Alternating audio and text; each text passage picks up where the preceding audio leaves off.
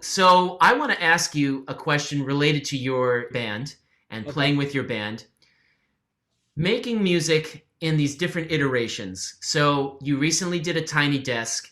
It's all you, Yep. multi-track, but with a live acoustic feel, versus your album stuff, which is of course highly produced, versus this is what I want to go into right now. Your tunes, talk to me about how you've turned your tunes into platforms for these extended jam sessions, Yeah. which are just so tasty, Mac. Yeah. So talk about that, Thank because you. it's just like it's the same song, but it's different. Yeah. It's just Yeah. it hits totally different when you let it go. For example, uh, jumping off the moon. Again, that live studio thing. Yeah. Um, I thought I understood what that tune was, and then I went and watched you jamming out with the boys on it, and I Yeah. thought, oh, this is just a whole different ball game Oh yeah. altogether. Yeah. So talk about that a little bit. I think tunes they definitely take on a life of their own when you get on Mm. stage. Hmm. Like if I've learned anything from releasing music, you definitely are not the decider of like what the most popular tracks are going to be. But Oh on that yeah, same on that same point, it definitely, it almost gives it like a new life. Like when I was making, I'll use Jumping Off the Moon as an example. yeah. I wrote that with Chris. We Okay. co-wrote, co-produced it together. Oh wow. And he, like, we were just sort of, it's a lot chiller, I guess, than we would do it on stage. Right. And yeah, just because you have different tools on stage, you're going to get a different product. Yeah.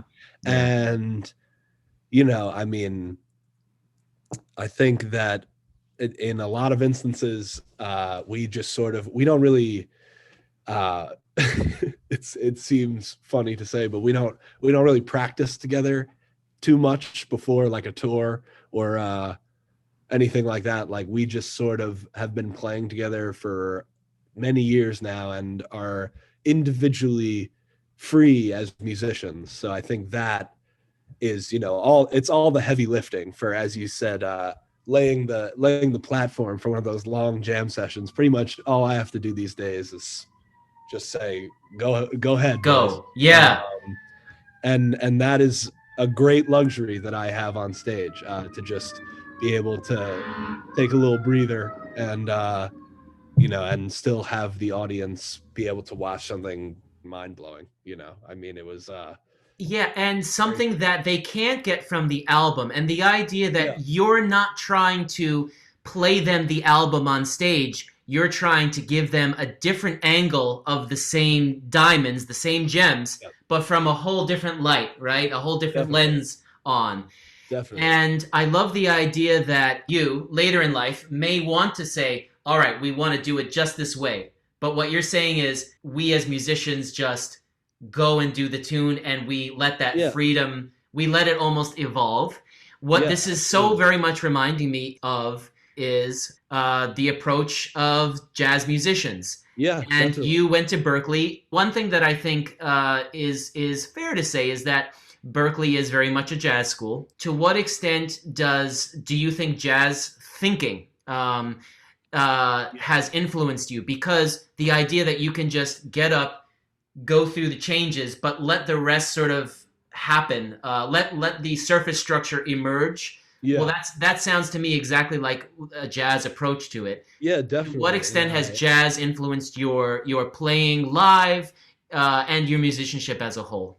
I'd say big time. I mean, I have a lot of influences that are jazz musicians, and I mean, my whole band. I told you briefly that Chris was a jazz musician, but they Yeah. are all predominantly jazz musicians. And when I'm not on stage with them, they play in Chris's jazz quartet, four of them at least. Wow.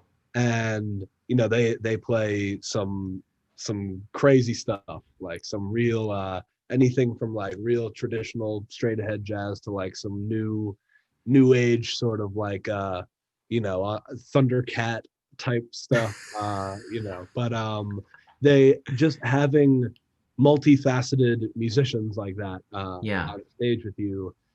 I will admit that the first couple times of doing that at like an actual show, you get nervous, like, because you think, maybe these people pulled up just to hear the tune exactly like I recorded it, like, Mm. and so to a certain extent, I was a little bit like, well, we'll see how it goes.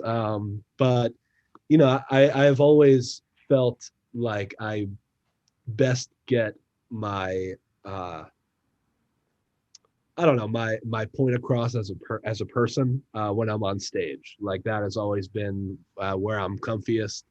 Like I know that I am a producer and I like to stay at home. Performing is where I set myself apart, and I think that's where a lot of my confidence comes from. Just basically have fun with my friends and get to sing songs that I wrote. Um, so I always take that very seriously, and I respect the space, and I think that jazz music teaches you those lessons, to just go up there and not let not let any piece of paper sort of dictate what we're about to do.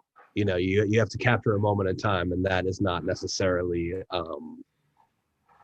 going to be the same way every time.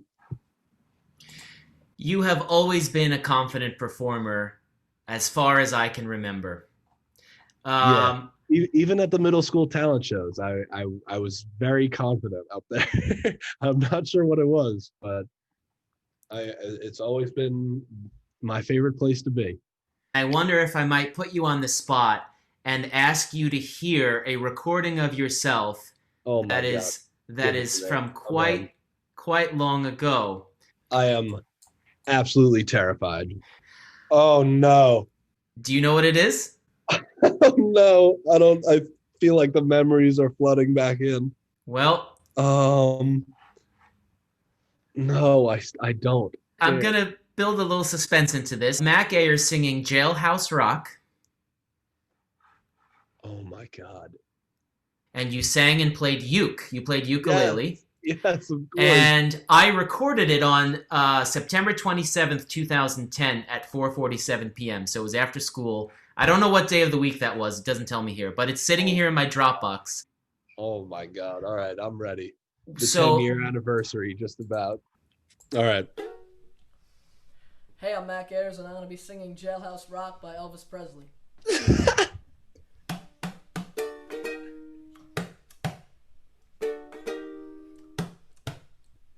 The warden threw a party in the county jail. The prison band was there and they began to wail. The band was jumping and the joint began to swing. You should have heard us knocked out jailbirds sing, let's rock. Everybody, let's rock.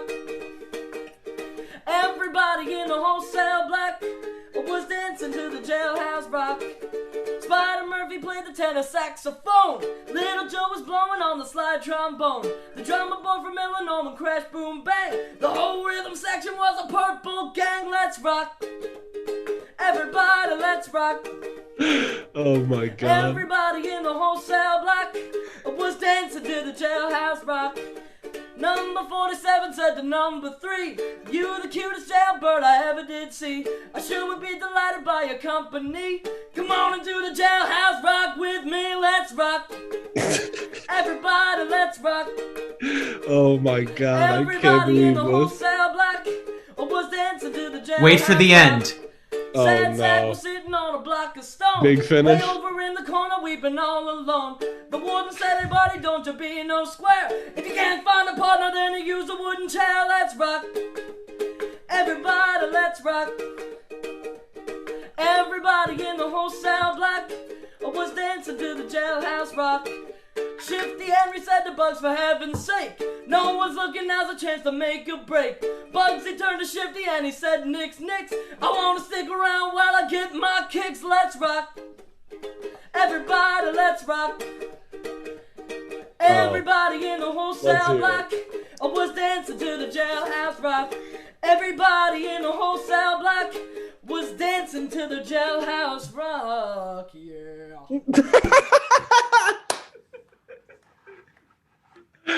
Oh man. Mac Ayres, ladies and gentlemen.